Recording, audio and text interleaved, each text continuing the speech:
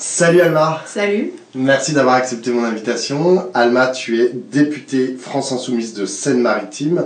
Et si je t'ai invité, c'est pour parler de la situation actuelle qui est, à mon sens, un peu compliquée, parce que un peu bloquée, même si il y a plein d'espérance, il y a plein de dynamique, mais voilà, elle est un peu bloquée à cause d'un exécutif qui est particulièrement sourd à la protestation, aux protestations sociales au pluriel. Comment toi tu qualifierais le moment, notamment au regard des 3 mois de mobilisation contre la réforme des retraites, mobilisation qui continue malgré la promulgation de la loi par Emmanuel Macron? C'est un moment intéressant parce que, en fait, il y a deux choses. Il y a la question de la bataille culturelle et ce qui est en train de se passer dans les consciences du peuple français. Et il y a la question du rapport de force effectif qu'on est capable d'exercer contre un gouvernement qui a décidé d'utiliser toutes les armes en son pouvoir, voire de glisser vers des armes, de tordre le bras à la légalité, on va dire, et je reviendrai sur ça, pour ne pas céder et passer en force sur la réforme des retraites. Donc on peut voir la situation de deux manières, c'est-à-dire voir la question brute et méchante du rapport de force matériel et est-ce qu'on est capable de faire retirer la réforme. Là effectivement on est dans une phase où malheureusement il y a une sorte de blocage parce que il y a une stratégie très bien menée par l'intersyndicale de manifestations qui sont très bien passées et surtout qu'on réussit à réunir beaucoup de gens. Ça faisait longtemps qu'on n'avait pas vu autant de gens dans la rue, donc ça c'est un succès déjà en tant que tel, d'arriver à mettre plus de 3,5 millions de personnes dans la rue, c'est énorme. Et ça déjà c'est une nouvelle phase du mouvement social qui récupère des couleurs et qui récupère aussi la capacité de se mobiliser les masses. Donc ça c'est vraiment très bien. Par contre, on est dans une phase où depuis plusieurs années déjà, c'est pas maintenant qu'on le découvre, mais on a un pouvoir qui décide de pas tenir compte des manifestations quand elles se déroulent dans leur cadre traditionnel, et donc le rapport de force effectif pour faire retirer la réforme n'a pas bougé en fait, et on est resté bloqué dans cette phase-là, avec une tentative de faire passer à la grève et à la grève reconductible, parce que la grève est un rapport de force beaucoup plus direct. Manifester, vous prenez ça, même quand vous faites grève une journée, ça suffit pas à bloquer l'économie, ça suffit pas à faire perdre de l'argent vraiment très fortement aux acteurs privés et aussi à l'État, et donc ça suffit pas à entraîner une réaction du pouvoir. Voilà. Donc il y a eu ces tentatives de faire des grèves reconductibles, et là c'est vrai que le constat est plus mitigé, c'est-à-dire qu'on a eu des secteurs avancés qui ont tenu bon et qui ont tenu très longtemps, plusieurs semaines, quitte à se retrouver avec des salaires à zéro parfois. Donc on a vu dans l'énergie notamment et dans le secteur des déchets. Et malheureusement on est sur un reflux de ces grèves-là parce que les gens sont partis tôt, sont partis début mars. Là, fin mars, début avril, mi-avril, ils ont plus d'argent, enfin clairement. Il y a eu des caisses de grève et là aussi ça a été un énorme succès parce qu'elles ont recueilli, je pense, là on doit être à 6-7 millions d'euros en tout en France, parce que rien que la caisse de grève d'Infocom CGT et la nôtre, on est déjà à 5 millions à deux, donc avec toutes les autres caisses syndicales, y compris celle de la CFDT, qu'ils utilisent que pour la CFDT, mais on doit être à quand même quasiment une dizaine de millions d'euros, je pense, donc c'est aussi un regain de cet outil-là. Ça faisait longtemps qu'on n'avait pas utilisé cet instrument-là de façon aussi efficace. Nous, à la France Insoumise, on a distribué 1 million d'euros dans toute la France, voilà, donc vraiment et très rapidement.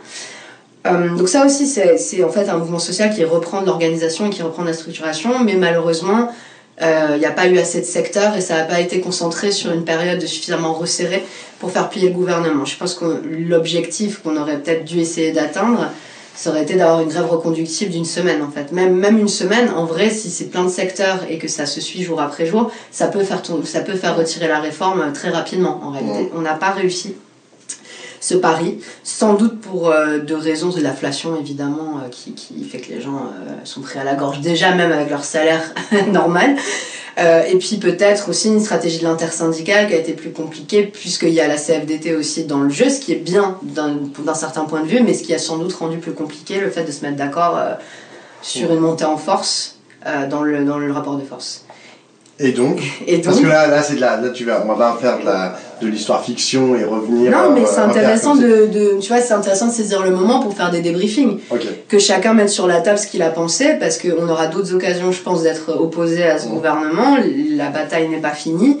Et moi, je vois ça comme une occasion d'apprendre aussi et d'essayer de s'améliorer la prochaine fois. Et donc, là, dans le temps présent, comment est-ce que tu sens là tu me décris, tu as utilisé beaucoup de fois l'adverbe malheureusement, parce que je dis pas que tout ça a terminé en eau de boudin, puisque ça continue, et la colère, même si elle n'est pas violente, même si elle n'est pas forcément manifeste dans la rue, etc., elle reste très très puissante.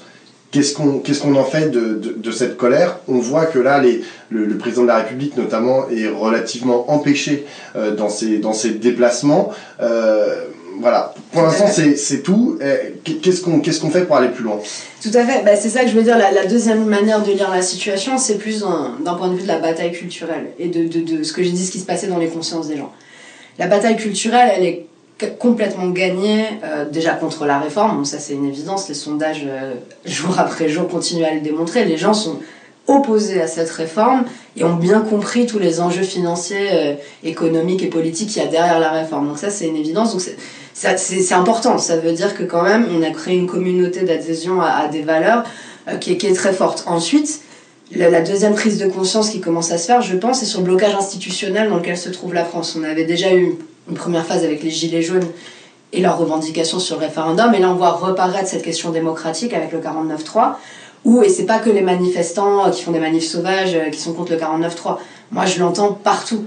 Les gens ont été absolument écœurés par le recours au 49.3, notamment dans les classes populaires. Les gens le vivent comme une atteinte violente à la démocratie, et pour la première fois j'entends le mot constitution, le mot 49.3, enfin vraiment débattu dans plein de milieux sociaux différents, avec, je pense, donc la conscience pour les gens qu'il faut changer ce régime, quoi. Donc ça aussi, je pense que c'est une marche de plus qui a été franchie dans la conscience que, en fait, on peut pas continuer comme ça et il faut changer beaucoup de choses.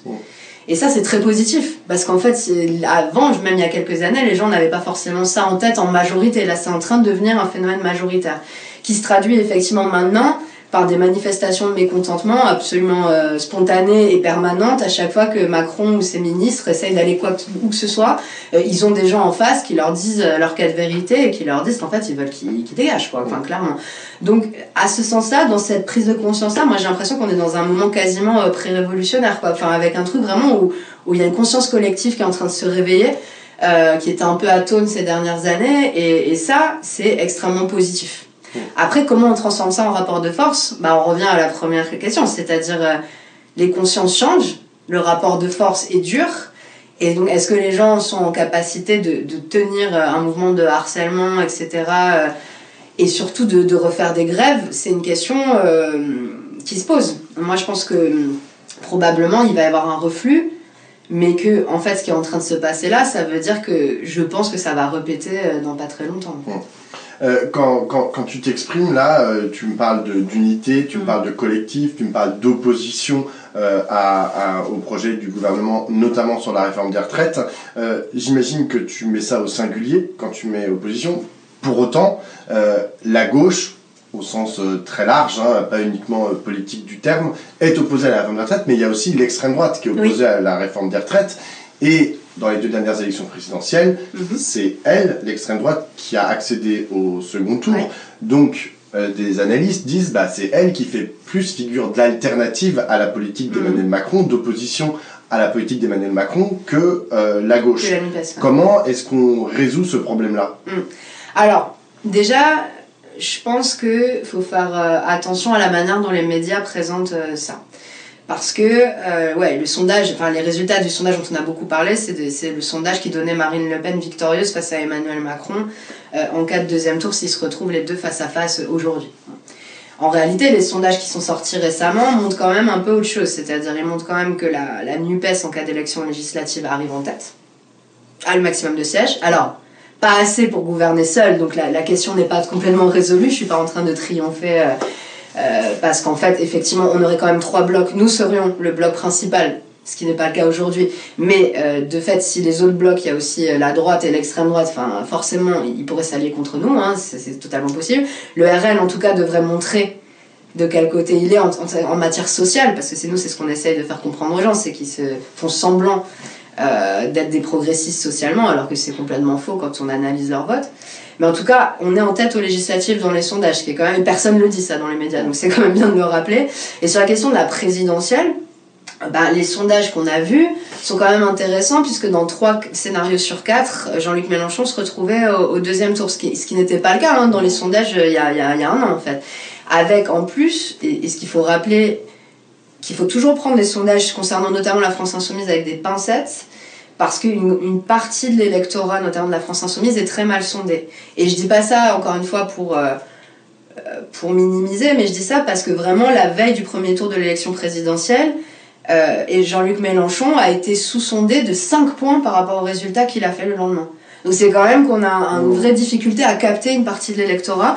Donc si déjà dans les sondages tels qu'ils sont fabriqués aujourd'hui, il est au deuxième tour dans 3 cas sur 4, c'est quand même en fait plutôt positif, et on a en fait une progression de la NUPES depuis l'élection présidentielle, contrairement à ce que les médias essayent de faire croire. Par contre, c'est sûr que la bataille entre le RN et la NUPES n'est pas tranchée, hein. Je dis pas on va gagner en 2027, c'est pas ce que je dis. Ce que je dis, c'est qu'en fait le scénario n'est pas si négatif pour nous, au contraire, et que là pour l'instant ce qui se dessine en fait, c'est que ce sera sans doute un deuxième tour NUPES-RN. Et moi en fait je te parlais aussi de dans l'opposition aujourd'hui à la réforme des retraites, pas forcément d'ailleurs dans les gens qui sont dans la rue, parce que en vérité ceux qui défilent à l'appel de l'intersyndicale, on imagine que c'est plutôt des gens de gauche, tu vois, c'est dans sûr. la relation syndicat, parce qu'on sait très bien ce que pense l'extrême droite des syndicats, c'est-à-dire pas grand-chose. Même, ils les voient même comme des empêcheurs de tourner en rond, et dès qu'ils font des grèves, ils sont jamais de leur côté. Donc là ils peuvent pas se permettre d'être trop agressifs, mais c'est quand même des gens qui veulent limiter le droit de grève et qui tapent sur les syndicats à longueur de journée, quoi. Parce que du coup, toi, quand tu dis l'opposition en fait à la réforme des retraites, en fait dans cette opposition, est-ce que toi tu reprends à ton compte, par exemple, la façon qu'a François Ruffin de présenter la société? François Ruffin, il dit la société, elle est séparée en 3 blocs qui sont à peu près égaux. Il y a la gauche, il y a le bloc central, et puis de droite, et il y a l'extrême droite. Mais ça, c'est aussi, il y a un rapport de force politique, effectivement, qui se voit à la fois dans les élections et dans les sondages. Ça, c'est mais des élections, ce que dit François Ruffin, c'est que c'est aussi dans la société. Et que ça, c'est compliqué, en fait, de trouver des majorités là-dedans. Là, pour le coup, c'est une certitude qu'il y a un électorat RN et qu'il y a des gens qui votent Rassemblement National. C'est chez moi, par exemple, je suis élue dans un territoire où Marine Le Pen arrivait en tête au premier tour de la présidentielle. J'étais contre le RN au deuxième tour.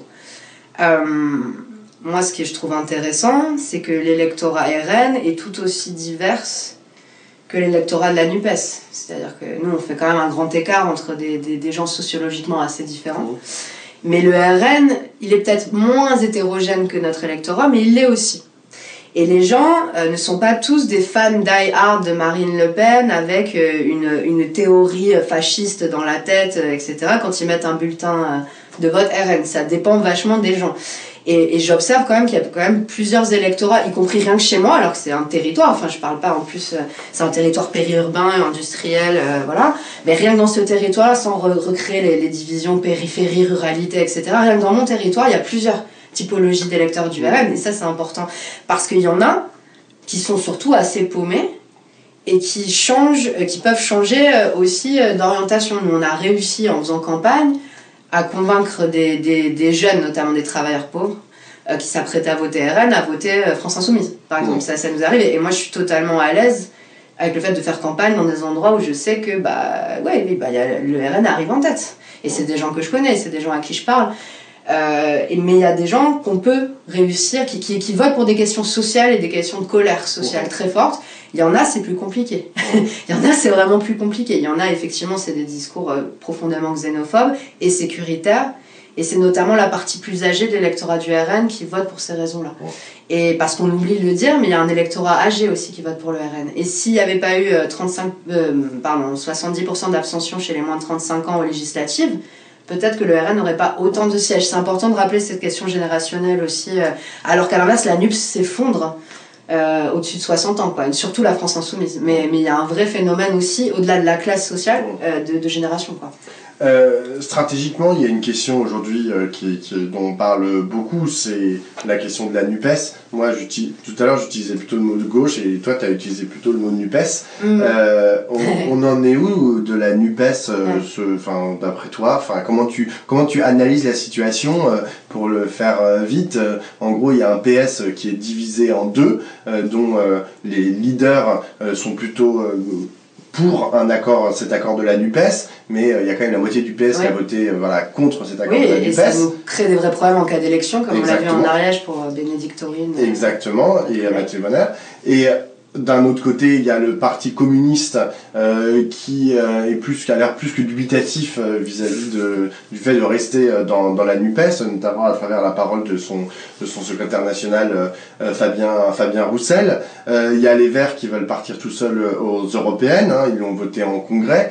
C'est le mandat aujourd'hui qu'a Marine Tondelier. Vous, à la France Insoumise, on entend Manuel Bompard qui tend la main, qui dit ouais, on va encore faire une liste commune, etc. Mais bon, en vérité, il y a peu de commentateurs et d'analystes qui y croient vraiment à cette possibilité-là. Mais bon, peut-être que c'est pas très important les européennes, j'en sais rien. Enfin, comment tu analyses ce truc ? Est-ce que là, c'est super la NUPES ? Est-ce qu'il faut un acte 2 ? Enfin, on en est où en fait ?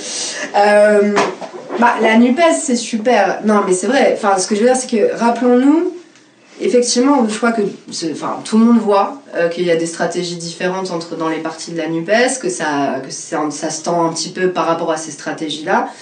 Moi, j'aimerais quand même replacer le débat plutôt par rapport aux gens, aux électeurs de la NUPES, aux sympathisants, puis même à l'ensemble de la population qui se sent vaguement à gauche sans être affilié à un parti. Parce qu'on oublie quand même que la plupart des gens, jusqu'à 2 semaines avant le vote, ne savent pas pour qui ils vont voter. C'est notamment le cas dans les classes populaires. Faut pas croire que les gens ont une identité politique. La majorité des gens n'ont pas une identité politique figée dans la tête. On se dit, ah, ça c'est mon parti et c'est comme ça. Donc il y a des sympathisants, puis après il y a les vrais encartés, mais ça reste une minorité.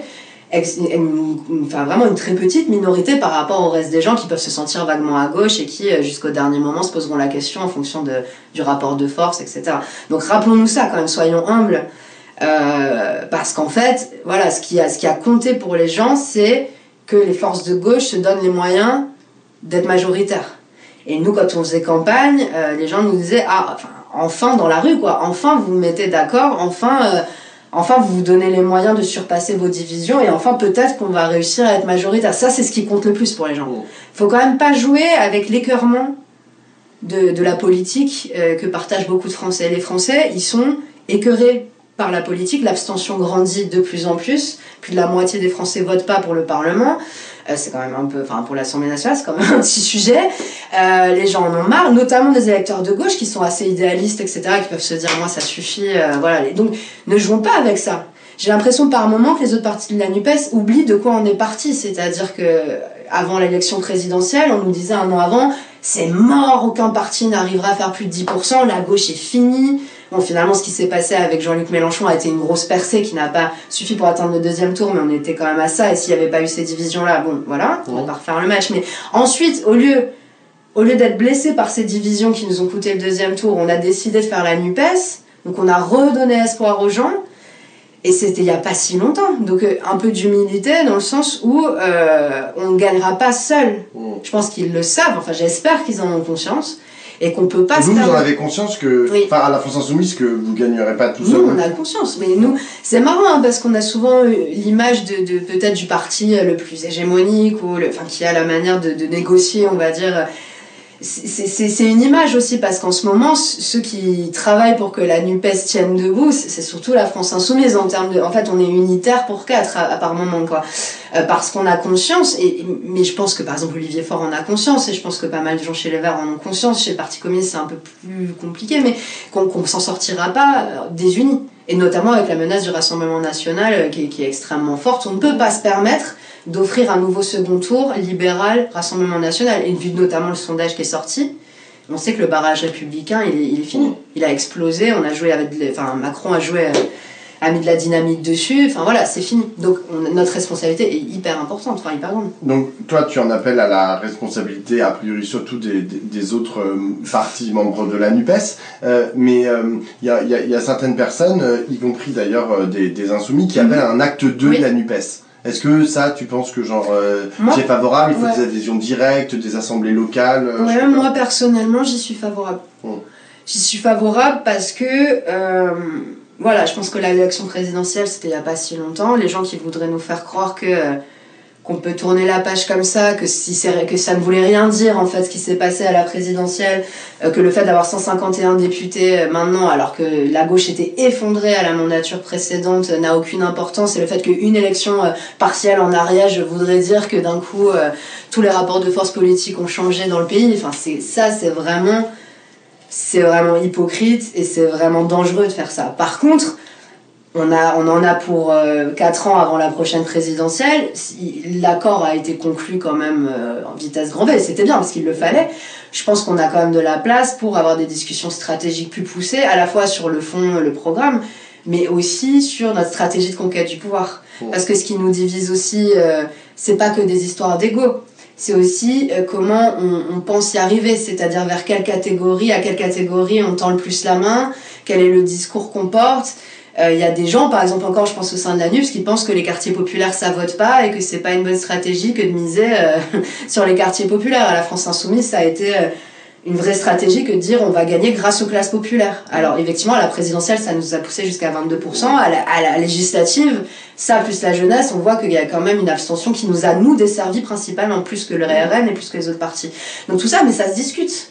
Ça se discute.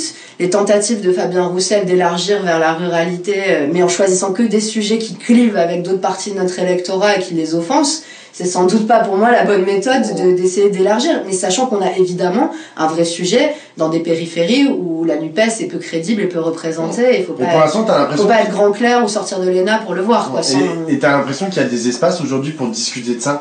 Non, justement. Okay. Et c'est en ce sens-là qu'il nous faut, je pense, quand on dit acte 2, ça peut vouloir tout dire. Moi, je mets derrière ce mot-là la création d'espaces stratégiques de discussion qui impliquent davantage plus de gens, qui ne soient pas juste des négociations au jour le jour sur des trucs très concrets de communiqués de presse et d'actions communes, mais qui soient vraiment des espaces où la NUPES puisse discuter de son stratégie, en fait.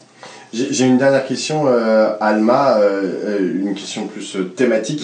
Je sais que tu es impliquée sur les sujets liés à l'inflation, notamment l'inflation du prix de l'énergie. En ce moment, c'est quand même une grosse question. Je dis pas qu'on n'entend pas les députés de gauche, mais c'est vrai qu'on a plutôt tendance à attendre que le salut vienne de l'exécutif, genre d'un ministre qui arrive à faire quelque chose. Bon, Bruno Le Maire fait qu'envoyer des lettres et demander à la grande distribution. Il demande aux gens de négocier et d'être gentils. Exactement, et surtout soyez gentils. Il écrit des courriers. Voilà. À quoi ça sert plutôt, qu'est-ce que tu fais dans le moment pour essayer de trouver une solution à ces prix qui explosent et ces gens en fait qui peuvent plus payer leur électricité, leur gasoil et leur bouffe. Et ces gens et aussi toutes ces petites boîtes et là c'est mon moment élargissement non très sérieusement en fait on a un vrai sujet, c'est qu'on a plein de PME, TPE qui vont crever en fait d'ici la fin de l'année si on règle pas la question des factures d'électricité notamment, et en fait tout ça se contamine en partie sur les prix de l'alimentaire qui sont au supermarché. Le fruit à la fois de l'inflation énergétique, donc c'est des spéculateurs dans le champ de l'énergie qui s'en sont mis plein les poches, donc Total, Coucou, Engie, machin, enfin vous voyez à peu près qui c'est. Et puis dans l'alimentaire, il y a des acteurs, des PME qui font que répercuter en fait les prix de l'énergie qu'on leur impose, et puis il y a des grands groupes qui surfent sur la vague et qui en plus rajoutent des marges, voilà. Donc on a une situation qui est explosive au point qu'il y a des travailleurs qui peuvent plus se nourrir. Donc ça c'est chaud, enfin on était dans un centre de tri à Amazon, c'est des gens qui sont payés au SMIC, voire parfois plus. Ils nous disaient on saute des repas, on survit quoi. Donc là maintenant c'est le cas de plein de Français aujourd'hui. Et donc qu'est-ce qu'on fait nous ? Moi j'ai pris une partie du travail parce que c'est, comme je l'ai dit, c'est plusieurs phénomènes. Sur l'énergie, je me bats pour obtenir le blocage des prix de l'électricité. Pour les consommateurs c'est déjà le cas en partie avec le bouclier tarifaire, mais là aussi pour les PME, les TPE, etc. pour avoir un effet général sur l'inflation en fait à la baisse. Et donc on l'a voté à l'Assemblée nationale, on a réussi à se mettre d'accord, NUPES, droite et extrême droite qui a voté aussi pour. On n'a pas discuté, je le précise qu'on n'a pas négocié avec l'extrême droite, que ce soit clair, ils ont voté pour mais on n'a pas eu d'échange stratégique. Et on a gagné. Et au Sénat, c'est revenu. Le Sénat, LR n'a pas la même appréciation que les LR de l'Assemblée nationale. Bref, donc ils ont détricoté la loi. Et donc là, elle revient dans 2 semaines, le 4 mai. Et donc là, en fait, je passe toutes mes journées à essayer de faire de l'influence, à essayer de faire en sorte que cette loi passe pour pouvoir sauver plein de petites boîtes, plein d'emplois, et puis surtout avoir un effet à la baisse sur les prix au supermarché pour les gens, quoi. Et admettons que cette loi soit adoptée là en mai, après ça a un effet quand ? Ça rentre quand ? Normalement, ça rentre en vigueur, et c'est ça le problème, c'est-à-dire que sans décret d'application, c'est plus difficile. Normalement, elle est censée rentrer en vigueur dès qu'elle est adoptée, de façon rétroactive, parce que ça modifie les tarifs, du coup, à partir rétroactivement de janvier jusqu'à la fin de l'année 2023. Mais le problème, c'est comment fait un parlement pour légiférer si le gouvernement ne veut pas appliquer les lois. Et il y a plein de lois aujourd'hui qui ne sont pas appliquées, faute de décret. Et c'est là un problème institutionnel. Mais c'est là en fait où c'est la Ve République n'est pas faite pour une situation comme dans laquelle on se trouve. C'est-à-dire que le Parlement, même quand il y a une majorité alternative sur certains sujets, ce qui est le cas, contrairement à ce qu'ils disent, n'a pas les outils pour gouverner sans un exécutif qui est écrasant, quoi. Et ça, c'est un vrai sujet. Donc on pousse. On aboutira sans doute à quelque chose. Il le faut, parce que la situation est intenable. Mais malheureusement, on ne peut pas se passer de la bonne volonté du gouvernement jusqu'à ce que les institutions changent, quoi. Ou jusqu'à ce qu'il y ait une dissolution et qu'il y ait un autre gouvernement à la place, quoi. Donc c'est pour ça qu'on la souhaite. Non mais je vais pas mentir, personne n'a envie de retourner en campagne, c'est pas à titre personnel, mais en fait la situation de blocage est telle et les gens ils souffrent tellement que je le souhaite, vraiment. Je souhaite qu'il y ait une dissolution le plus rapidement possible, qu'on en finisse, quoi. Merci beaucoup, Alma.